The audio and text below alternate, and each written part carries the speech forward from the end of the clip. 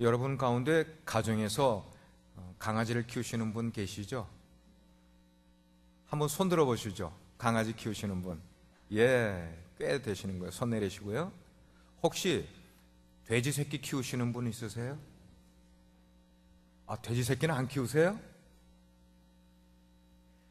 돼지 새끼 이야기를 하려고 그러거든요, 제가. 어느 나라의 한 왕자가 돼지 새끼를 키웠어요.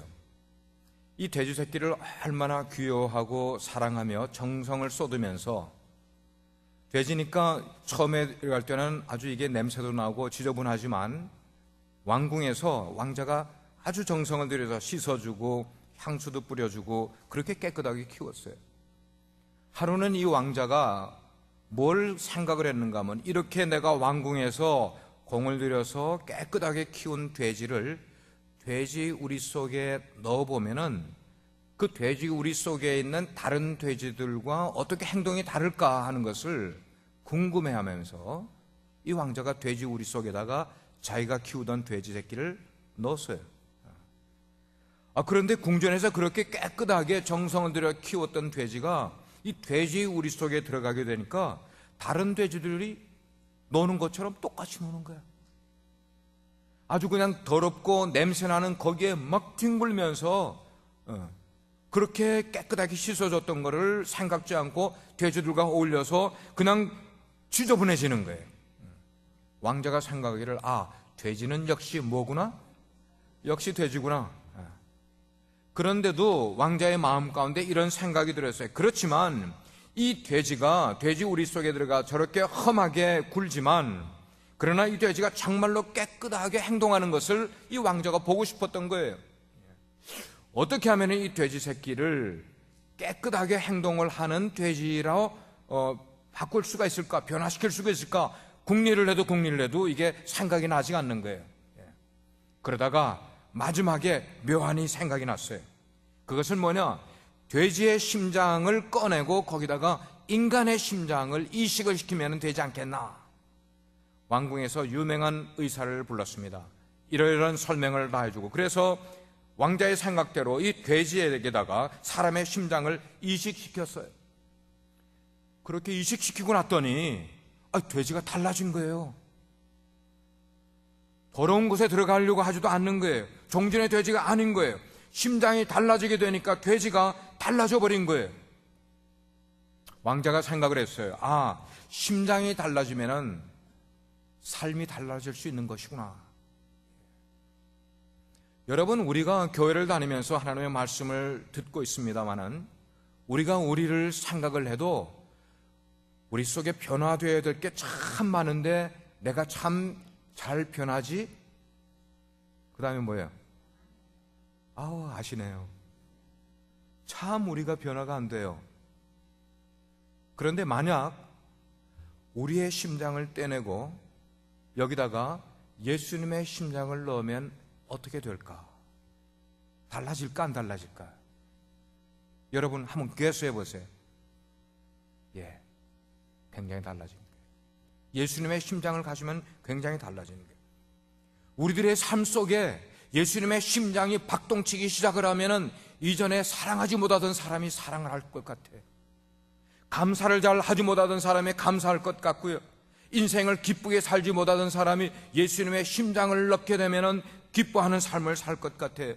남을 칭찬해 줄 수 있고 남을 축복해 줄 수 있는 삶이 예수님의 심장을 가진 사람 속에서 나와서 흘러가게 되니까 그것이 우리의 가정을 변화시킬 것이고 우리의 교회를 변화시킬 것이고 우리의 일터와 우리의 학교를 변화시킬 뿐만 아니고 이게 나아가서 열방을 변화시키는 원동력이 될 수 있지 않겠냐는 것이에요. 뭐가 바뀌면은요, 심장이 예수님의 심장으로 바뀌면. 그러므로 죄인인 우리가 예수님의 심장을 필요로 하는 거예요. 예수님의 심장이 우리 죄인들에게 얼마나 필요한지 몰라. 왜? 우리의 심장 가지고는 정말 변화가 되지 않으니까요. 여기 교회에 나와 있음에도 불구하고 말씀을 들음에도 불구하고 내 심장 가지고 사는 한 해는 내가 너무 변화가 안 돼. 우리가 불쌍히 여기면서 긍휼히 여길 수 있는 그런 예수 그리스도의 심장을 갖기만 하게 되면은 우리의 삶이 치유가 되는 거예요. 우리의 삶이 회복이 될 수 있다는 말이에요. 그래서 오늘은 예수님이 오병이어의 기적을 일으킨 바로 이 기적 사건을 일으키게 된 이유와 동기를 어디에서 한번 추출하기를 원하는가 하면 예수님의 마음에서부터, 예수님의 심장 가운데서 왜 예수님이 오병이어를 일으키게 됐는가를 한번 생각해 보려고 하는 것이에요. 우리가 읽은 말씀은 30절부터 읽었는데 그 전에 7절에서 13절까지 말씀을 보게 되면은, 여러분이 다 지금 보진 않으셨지만 제가 설명드릴게요.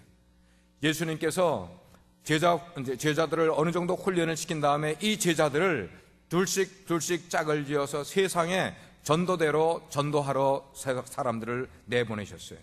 그리고 이 사람들은 가는 곳마다 회개의 복음을 얼마나 열심히 전파했는지 몰라요.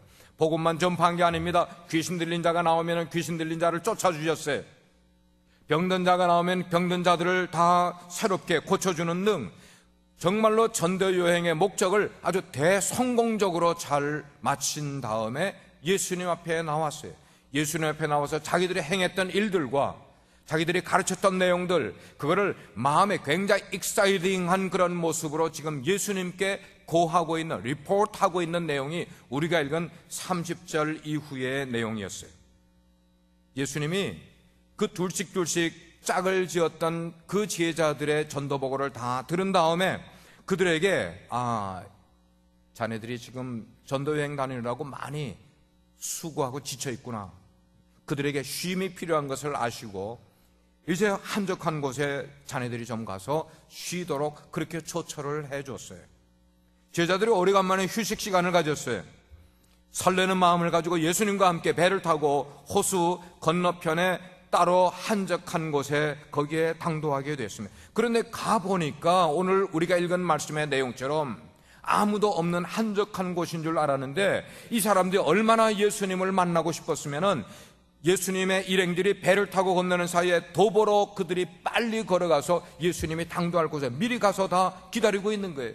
거기 가니까 또 한때에 많은 사람들이 예수님을 기다리고 있는 거예요. 제자들은 모처럼 휴식 시간을 가지고 싶었는데 그들 때문에 자기의 귀중한 휴식 시간이 뺏기는 것이 어쩌면 원망스러웠을지도 모르겠어요. 근데 예수님의 마음은 안 그랬다는 거예요.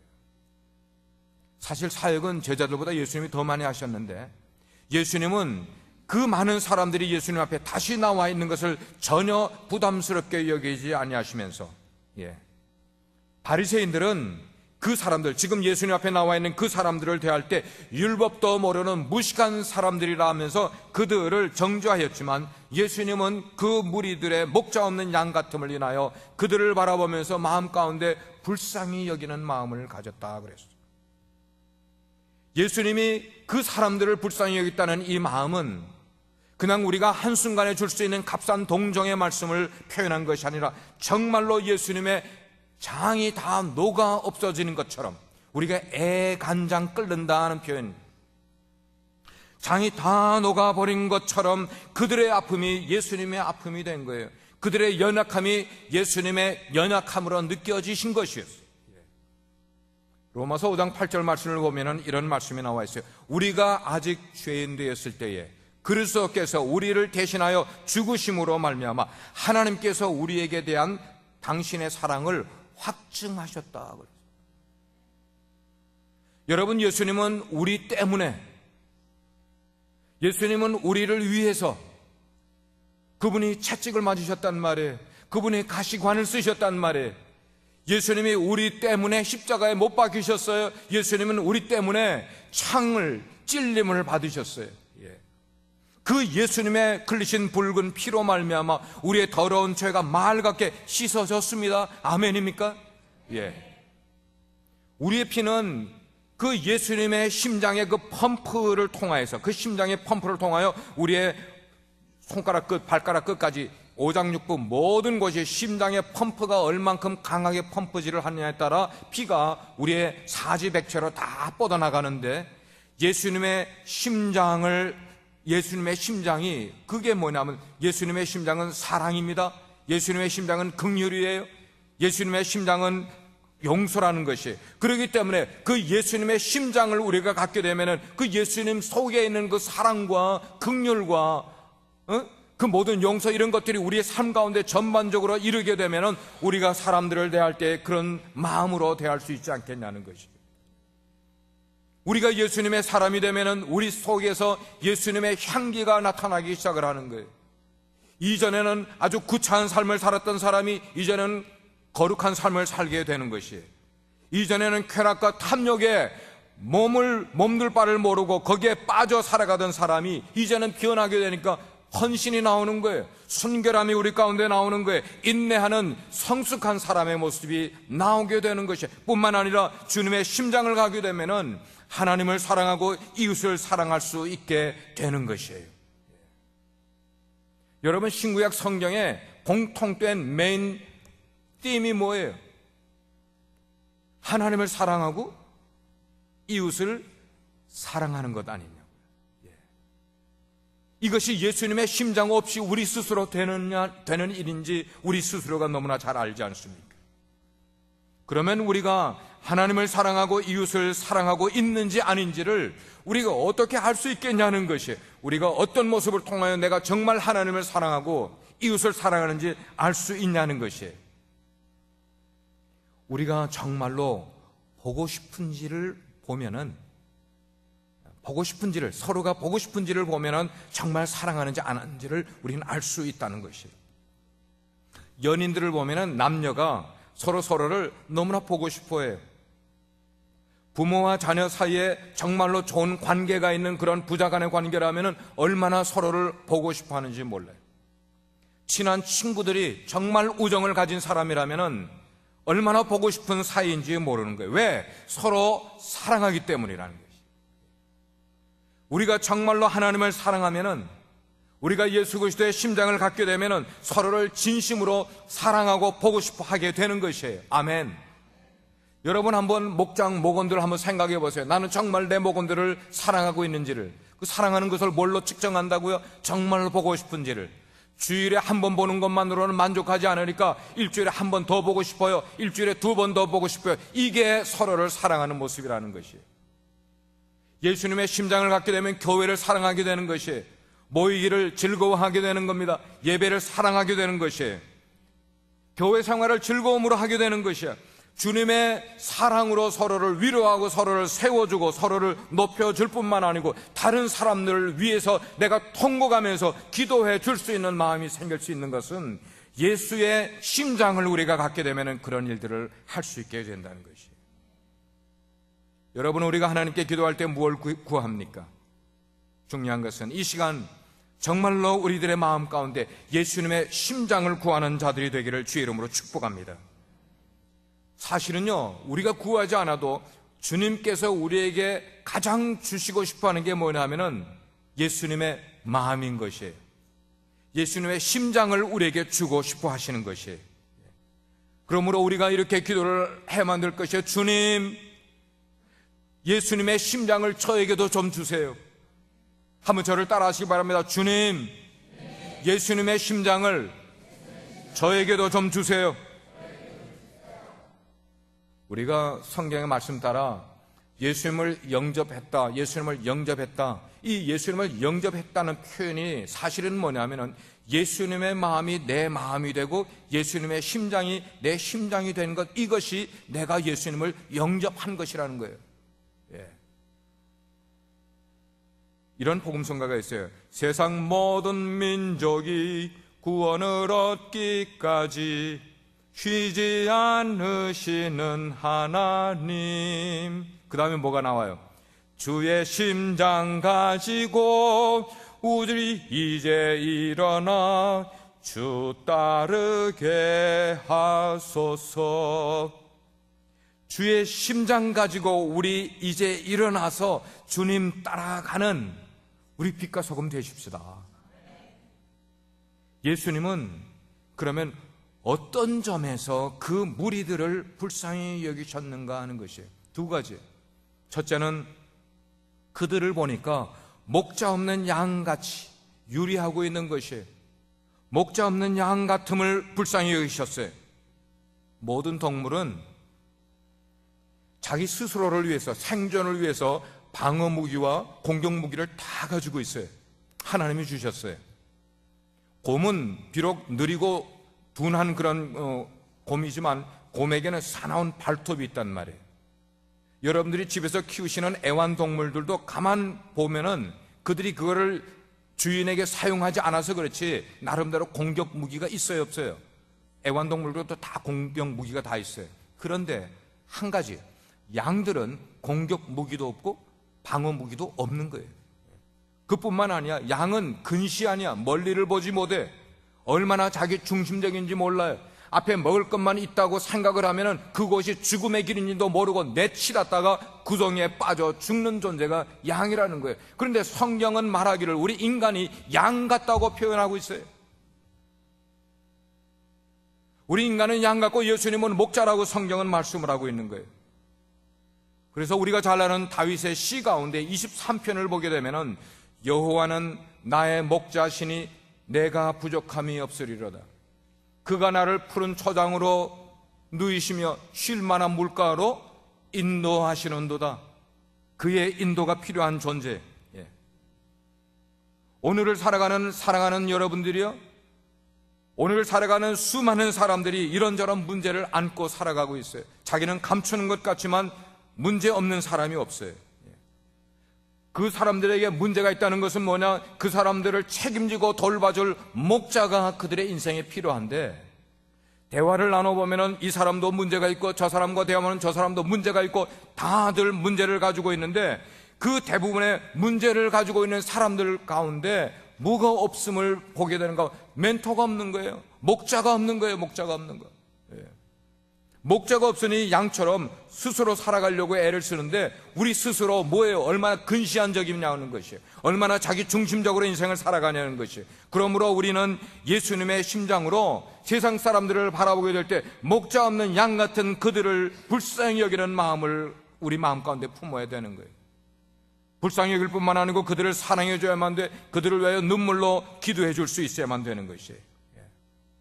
예수님이 그들을 불쌍히 여긴 것은 목자 없는 양 같음을 불쌍히 여기셨어요.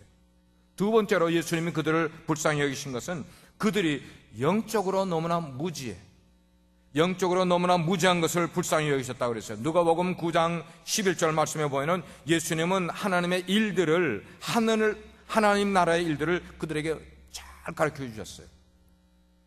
사람들은 영적으로 무지해서 늘 현실 세계에만 얽매여 인생을 살아가고 있는 거예요. 그러니까 지금 자기가 어디로부터 시작을 해서 어디로 가고 있는지 모르고 살아가는 거예요. 어떻게 살아가는 것이 참 의미를 가진 인생인지를 모르고 살아가는 거예요. 무엇을 하면서 사는 것이 내 인생에 정말로 가치가 있고 의미 있는지를 생각지 않으면서, 인간의 이 근본적인 문제를 생각지 않으면서 살아가고 있는 것이에요. 예수님은 이런 그들의 영적인 무지를 여러 가지로 깨우쳐 주셨습니다. 말씀이 없어서 비전을 갖지 못하고 살아가는 사람들에게 말씀을 통하여 그들에게 비전을 심어줘요. 그렇습니다. 우리가 사는 이 시대에도 말씀이 절실히 필요한 시대예요. 우리가 이 말씀을 마음 가운데 가져야 되는데, 육신적으로는 너무나 잘 먹고 배가 나올 정도로 인생을 풍요롭게 살아가는 것 같지만 우리의 모습이 영적으로 보게 되면 너무나 안타까운 거예요. 왜? 말씀을 듣지 못하여 영이 빼빼 말라가고 있는 인생을 살아가고 있더란 말입니다. 이런 시대에 우리가 해야 될 게 뭐냐는 것이에요.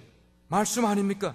말씀을 우리가 더 잘 받아들여야 되고, 말씀을 깨달아야만 되고, 말씀대로 살려고 애를 써야만 될 뿐만 아니고, 말씀을 사람들에게 전하고 가르쳐 주는 일들을 해야만 되는 것이에요.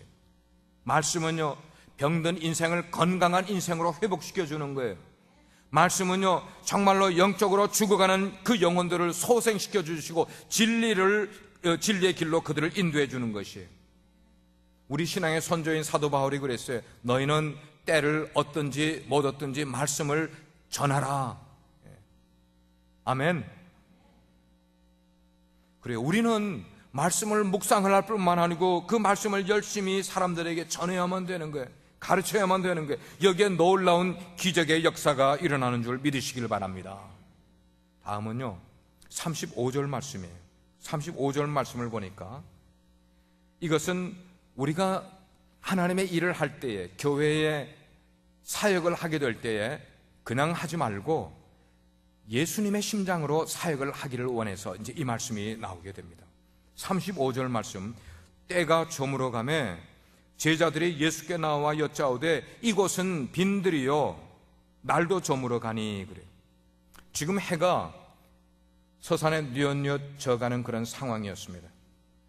그런데 예수님은 웬일인지 해가 서산에 져가는 것을 모르시는지 아시는지 예수님은 말씀을 끊지 않고 계속 전하고 계시는 거예요. 제자들은 지금 예수님의 눈치만 보고 있는 거예요. 이제나 저제나 예수님의 말씀이 끝나면은 이 많은 무리들을 어떻게 해산을 시키고 어떤 그 이후의 생각을 하느라고 제자들은 지금 말씀도 듣지 못하고 거기에 가득 차 있는 거예요. 그런데 예수님의 말씀이 이제 결론적으로 그러니까 제자들이 이제 예수님의 말씀이 끝나는가 보다. 그런데 예수님이 주제를 바꿔가지고 또 다르게 말씀을 전하기 시작을 하는 거예요. 그렇게 전하시다가 끝으로 하니까 이제 말씀이 끝나는 모양이다. 그래가지고 또 그런데 예수님이 또 주제를 바꿔 마지막으로 그러시는 거야. 그러다가 또 말씀이 계속되고 마지막에는 뭐예요? 이제 오늘 말씀을 다 종합해 보면은 또 이렇게 나오시는 거야. 예수님 말씀이 끝날 것 같지가 않다. 제자들이 고민이 됐어요. 성미 급한 제자 가운데 한 사람이 예수님께 다가가 말씀을 전했어요. 주님, 해가 지기 전에 이 많은 무리들을 마을로 보내서 그들로 직접 식사 문제를 해결하게 해야 되지 않겠습니까? 여러분, 우리는 이렇게 말하고 있는 지금 제자들의 형편을 이해할 수 있어요. 왜냐하면 지금 그들이 있는 곳은 빈들이에요. 그 말은 돈이 있어도 빵을 사 먹을 수 있어요, 없어요? 사 먹을 수 없는 곳이에요. 해는 지금 져가고 있어요. 모인 사람은 남자들만 장정만 5,000명이라고 그랬어요. 여인들은 더 많았겠죠. 아이들도 따라왔겠죠. 그런데 제자들이 자기들을 보게 되면 자기들은 가진 것 하나도 없어요. 돈도 없어요. 먹을 빵도 준비된 것이 아니었어요. 이런 상황 가운데서 무리들을 우리가 먹이려고 생각한다는 것은 그 자체가 잘못된 생각이 될 수가 있단 말이에요. 그 말은 제자들은 지금 지극히 합리적이고 이성적이고 정상적인 생각과 말을 하고 있었어요.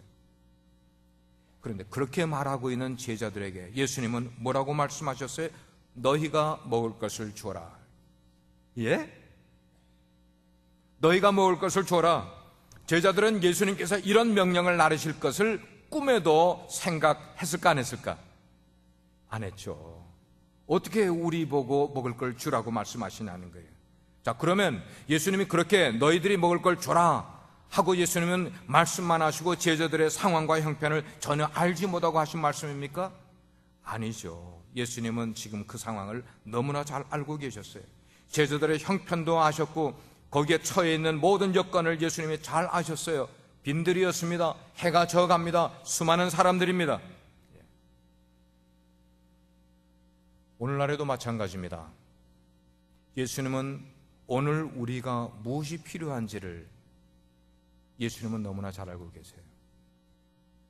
우리가 육신적으로 필요한 것이 무엇인지를 주님은 알고 계시고 영적으로 필요한 것이 무엇인지 알고 계시며 우리의 상황과 환경에서 우리에게 필요한 형편 모든 것 주님은 아셔요. 그것만 아시는 게 아니야. 우리가 살아가고 있는 이 세대가 얼마나 도덕적으로 해이해져 있는지 예수님은 아세요. 예수님은 이 시대가 정신적으로 얼마나 황폐해 있는지를 아신단 말이에요. 신앙의 문제에 벗어난 그런 많은 일들이 일어나고 있는 것을 예수님은 아신단 말이에요. 그 결과로 사람들의 생각이 너무나 빈곤해져 있어요. 빈곤해져 있다는 건 뭐예요? 생각이 텅 비어 있다는 말씀입니다. 이 빈곤해짐을 채우기 위해서 사람들은 술을 마십니다. 마약을 하고 있습니다. 죄 속에 빠지고 있습니다. 향락 속에 빠지고 있습니다. 물질에 노예된 삶을 살아가고 있습니다. 무엇을 채우기 위해서요? 빈곤해 있는 생각을 채우기 위해서요. 그러나 그것을 채워질 수가 있냐는 거예요. 주님은 이 시대가, 우리가 지금 신앙생활을 하고 있는 이 시대가 복음 전하기가 얼마나 어려운 시대라는 것을 주님은 알고 계시단 말이에요. 그런데도 불구하고 주님은 우리에게 말씀하세요. 너희가 먹을 것을 주어라. What does that mean? 너희가 먹을 것을 주어라. 자, 이런 명령이 주어졌을 때 우리가 가지고 있는 심장으로 그 명령을 받아들일 수 있습니까? 못 받아들이죠. 우리가 예수님의 심장이 없이 그 일을 수행할 수가 있을까요? 못하지요. 그런 믿음이 우리에게 어디 있어요? 없는데요. 사랑하는 성도 여러분, 그러면 예수님의 심장이라는 게 과연 무엇입니까? 세 가지로 나눠보겠어요. 첫째, 예수님의 심장은 책임감이에요. responsibility예요. 제자들은 거기에 모여있는 무리에 대해서 컨선은 하고 있었지만 자신들의 형편과 한계를 넘어서면서까지 그 일을 해결해 주지 못하는 것을 알고 우왕좌왕하고 있었어요. 그러나 진정한 제자라면은 자기의 형편을 넘어서서 그 위기의 상황을 해결해 줄 수 있어야만 되는 것이에요. 그게 진정한 그리스도인이에요. 그게 진정한 제자의 모습이에요. 예수님의 제자들이 그 무리에 가지고 있는 현재 문제, 그 무리들의 목자가 되어서 책임감을 가지고 그들의 형편과 그들의 상황을 넘어서서 굶주린 사람들의 그 굶주림을 주기를 주님이 원하고 계셨다는 것이에요. 오늘날 많은 사람들이 지도자 되기를 원해요. 교회에서도 평신도들 가운데 리더 되기를 원하고요, 목자 되기를 원하고요, 재직이 되기를 원해요. 그러나 그렇게 되기를 원하는 것만큼 그들이 자기들의 맡은 일들을 책임성 있게 하고 있느냐 하면은 책임감은 없다는 것이에요. 왜 그러냐? 왜 그 일은 맡았는데, 왜 직분은 맡았는데 그 책임감이 없느냐 하면은 그 책임감 뒤에 따라오게 될 희생이 마음이 준비가 안 된 거예요. 책임감은 희생 없이는 될 수가 없는 것이에요. 책임을 맡기 위해서는 그 사람의 시간을 들여야만 되는데, 책임을 다하기 위해서는 그 사람의 노력을 들여야 되고 물질을 쏟아야 되고, 이것 없이 자기가 맡은 책임을 할 수가 없는 것인데 그 책임을 지려 하지 않고 있다는 것이에요. 그러나 정말 제자라면은, 정말 그리스도인이라면은 책임감을 가져야 되는 것이에요. 그 책임감은 교회만을 위해서만 하는 것 아니야. 시대적인 책임감을 가져야 되고, 민족을 위한 책임감도 가져야 되고, 열방을 위한 책임감도 가져야 되는 것이에요. 우리 그리스도인들은 하나님의 나라를 위해서라면 열방을 위하여 책임감을 가지는 책임의식을 우리가 가져야 된다는 말씀이에요. 우리 믿는 자들에게 필요한 것은 책임감입니다. 두 번째로 예수님의 심장은 뭐냐면은 목자의 심정을 갖는 것이에요. 목자의 심정을 갖는 것.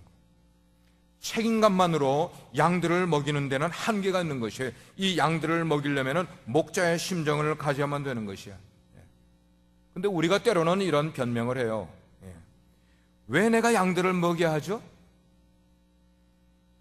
왜 내가 양들을 먹여야 되냐는 것이에요. 구약에 나오는 모세도 이스라엘 백성들을 이끌고 출애굽에서 광야를 지나가다가 그 백성들이 모세의 말을 시도곤에 듣지 않으니까 하나님을 향하여 원망의 기도를 이렇게 기도한 적이 있어요. 하나님이여, 하나님이여, 내가 그들을 낳았습니까? 내가 왜 그들을 도와야만 되는 것입니까? 목자의 심정이 없으면 이런 말이 나오는 거예요. 자, 이 말을 우리 개인의 신앙으로 가져와 보고 우리 교회로 가지고 오면은, 적용해 보면 이런 말이에요. 우리가 왜 타민족을 품어야만 됩니까? 우리가 왜 열방을 향하여 선교를 해야만 되는 것이에요? 왜 그들을 섬기고, 왜 그들을 돕고, 왜 그들을 먹여야만 되는 것입니까? 우리가 그 사람들을 낳은 것입니까? 왜 우리가 그들을 도와야 되죠? 왜 우리가 과테말라에 선교를 다녀와야 되고, 왜 우리가 멕시코에 교회를 세워야 되고, 왜 북한에 있는 어려운 우리 동족들을 위하여 먹는 것을 우리가 공급해야만 되는 것입니까? 여러분, 목자의 심정은 빚진 자의 심정을 깨닫지 못하면 절대로 목자의 심정을 가질 수가 없어요. 내가 남을 용서해 줄 수 있으려면 내가 얼마만큼 예수님으로부터 용서받았는가를 깨닫지 못하는 사람은 남을 용서해 주지 못한다는 거예요. 목자의 심정은 빚진 자의 심정을 가져야 되는데, 그 빚진 자의 심정이라는 게 뭐냐? 예수님이 나에게 주신 그 은혜의 빚이 있다는 것이에요. 예수님이 나에게 베푸신 사랑의 빚이 있는 거예요. 예수님이 나에게 주신 그 섬김의 빚을 내가 빚진 자라고 생각을 하게 되면은, 빚진 자는 그 빚을 어떻게 해야 돼요? 반드시 갚아야 하잖아요. 빚을 졌는데 안 갚으면 그건 뭐예요? 사기꾼.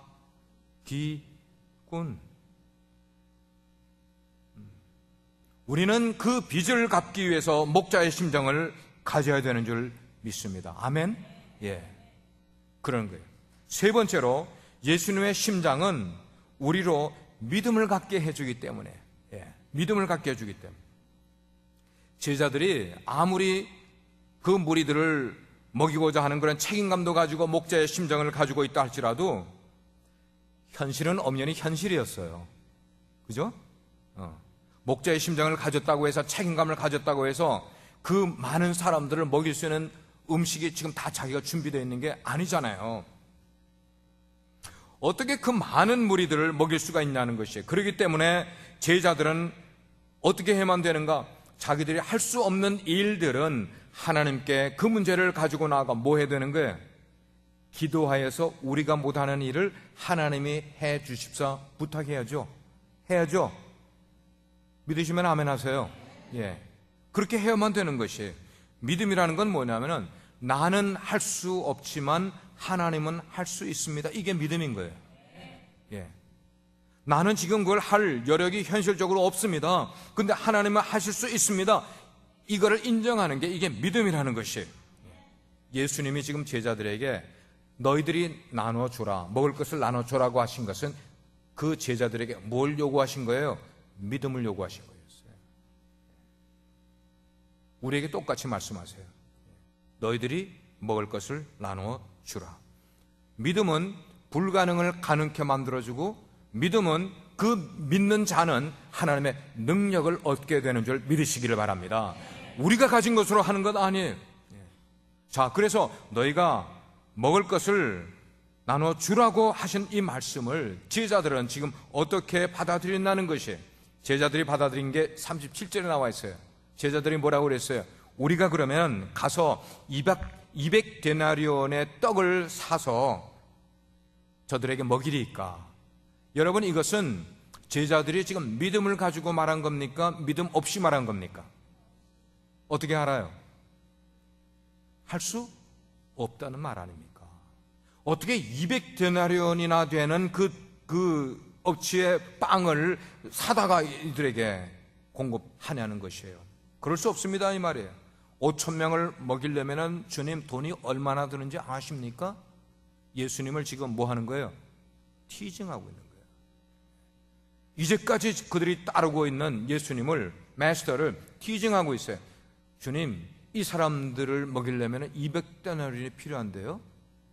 주님, 200데나리온 있으세요? 200데나리온의 가치는 뭐냐면은 장정이 6개월 내지 7개월 받을 수 있는 그런 임금, 월급이에요. 만약에 3,000불짜리 월급 받는 사람이면은 7달이면은 3, 7, 21, 약 2만 불의 돈이에요. 우리가 어림잡아 생각을 해도 5,000명을 먹이는데 한 사람 앞에 4불의 7을 먹인다고 그러면 5,000명이면 4, 5, 20, 2만 불이 나오는 거예요. 제자들은 머리가 팽팽 돌아가는 사람이었던 것 같아요. 물고기 잡아다가 팔면서 맨날 계산만 열심히 했던 것 같아요. 오늘날 많은 사람들이 제자들처럼 200데나리온만 생각하고 신앙생활을 하는 사람이 너무나 많아요. 200데나리온. 돈이 있어야 하죠. 제가 시간이 있어야 봉사를 하죠. 제가 능력이 있습니까? 제가 그런 은사가 있습니까? 예수님은 이렇게 없는 돈 타령만 하고 있는 제자들에게 명령하셨어요. 너희가 가서 떡이 몇 개가 있는지를 가서 보라. 가서 보라. 예수님은 앉아서 생각만 하고 있고 행하지 않고 말만 하고 있는 그 사람들에게 너희가 가서 행동해서 찾아보라고 말씀하신 것이에요. 여러분, 그렇습니다. 바른 신앙은 뭐냐? 앉아서 생각만 하고 있는 게 바른 신앙이 아니고, 앉아서 말만 하지 바른 신앙이 아니라, 계산만 하고 있는 것이 아니라 믿음의 행동을 하는 것이 바른 신앙이라는 것이에요. 믿음은 이론이 아니라는 거예요. 믿음은 뭐예요? 실질적인 뭘 요구하는 거예요? 행동을 요구하는 게 믿음인 줄 믿으시기를 바랍니다. 그제야 제자들이 정신이 들었어요. 예수님이 사람들에게 가서 떡이 몇 개나 있는지 찾아보라, 이 말씀을 듣고야 정신이 난 거예요. 사람들에게 가서 물어보는 거예요. 이 사람 저 사람 물어보는 거예요. 그리고는 드디어 보리떡 5개와 물고기 2마리를 들고 있는 어린아이를 발견했어요. 제자들은 그 어린아이를 지나치지 않고 그 어린아이를 설득을 해서 그 도시락을 가지고 예수님께 나왔어요. 예수님은 제자들에게 말씀하기를 무리들을 100명씩 50명씩 때를 지어서 잔디밭 위에 앉게 하라. 그리고 나서 도시락 하나를 들고 하늘을 향하여 축사 기도를 하시는 거예요. 아버지 하나님, 이 많은 사람이 먹어야만 하는데 내 손에 들린 것은 보리떡 5개와 물고기 2마리밖에 없습니다. 하나님의 능력으로 이 모든 사람들을 먹게 해 주시옵소서. 기도한 다음에 떡을 떼어서 제자들에게 나눠주기 시작을 하고 제자들이 무리들에게 하면서 나눠주기 시작을 하는 거예요. 쭉 나눠주기. 그때에 성경은 남자만 5,000명이 먹고 몇 광주리가 남았다고요? 12광주리가 남았다고 말씀하고 있어요. 성경의 기록을 믿으시면 아멘 하세요. 그렇습니다. 예수님은 아무것도 없이 하나님의 일을 하려고 생각하는 사람들의 생각을 여기서 지워버리는 거예요. 아무것도 없는 것을 원치 않으신다는 것이에요. 예수님은 오병이어, 이것은 거기에 있는 그 수많은 사람들에게 턱도 없는 것이지만 이 오병이어를 찾으셨어요. 예수님은. 그러면 이 오병이어가 뭘까요? 여러분이 오병이어가 뭘까요?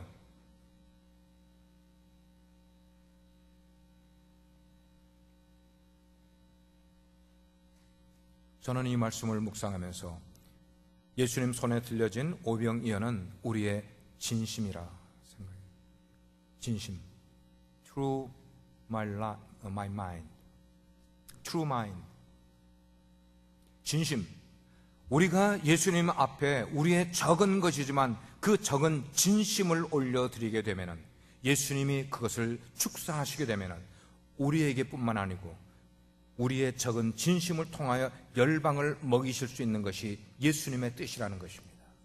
사랑하는 여러분, 오늘 이 예배에 참석하신 모든 분들마다 그런 예수님의 심장을 사모하시고요, 예수님의 심장으로 사역하는 일꾼들 되기를 주의 이름으로 축원합니다. 머리 숙이십시오.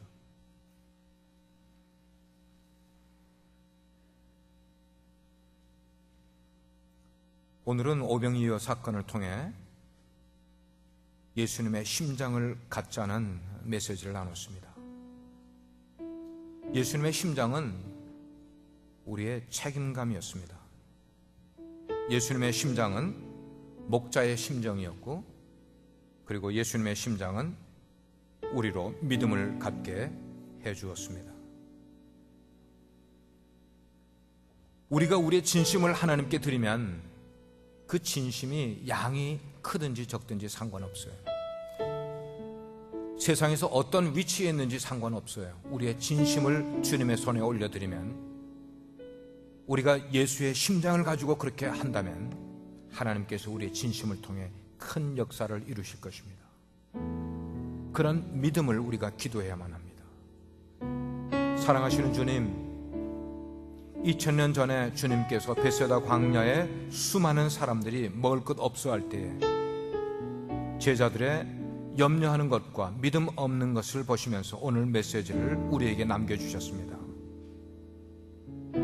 주님, 그러한 놀라운 기적과 역사가 우리 가운데도 재현되기를 기대하고는 있지만 우리는 그것을 받을 만큼의 그릇이 준비되어 있지 않았습니다. 하나님이여, 그 그릇을 만들 수 있는 넓은 마음 주십시오. 그리고 우리의 진심을 주님께 올려드릴 수 있는 신앙인이 되게 해 주시옵소서. 그것은 곧 예수님의 심장을 가지는 것입니다. 우리 빛과 소금의 성도들이 예수님의 심장 가지고 오늘도, 그리고 교회도 그렇게 섬기고 가정도 그렇게 이끌어가며 예수님의 심장으로 우리 직장과 일터 속에서, 그리고 열방을 향하여 하나님의 일을 행하는 자들 되게 해 주옵소서. 예수님의 이름으로 기도합니다.